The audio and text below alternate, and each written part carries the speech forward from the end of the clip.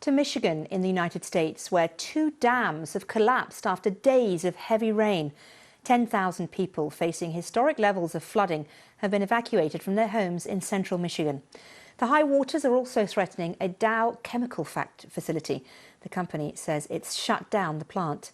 The governor has declared a state of emergency for the affected areas, as the BBC's Jane O'Brien reports. Failure, evacuate the area. The moment a rain-swollen river breached a dam in Midland County, Michigan, one of 2 catastrophic failures in the area that sent water pouring across fields and towns. So often in recent years, disasters have been measured by records broken, and this was no exception.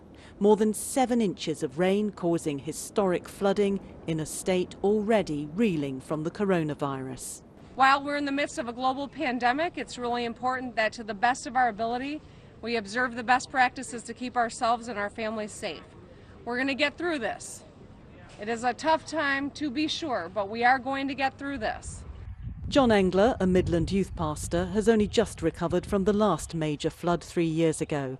Now he and thousands of other residents have been told to evacuate their homes.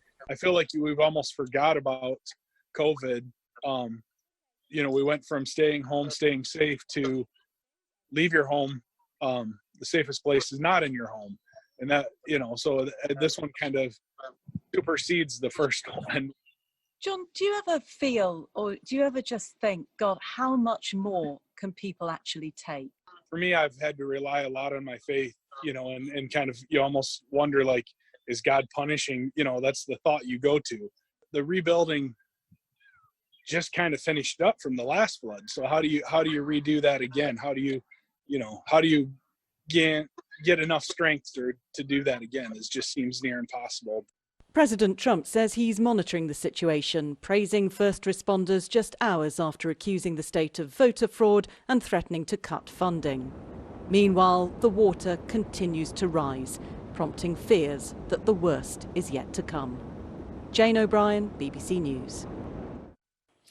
2 dams have collapsed and a river has burst its banks in the US state of Michigan, forcing more than 10,000 people to leave their homes. The flooding took place after days of torrential rain and left some communities submerged under 9 feet of water. Meteorologists have warned of more life-threatening flooding, while the state's governor describes it as a 500-year event with a major river expected to peak in the coming hours.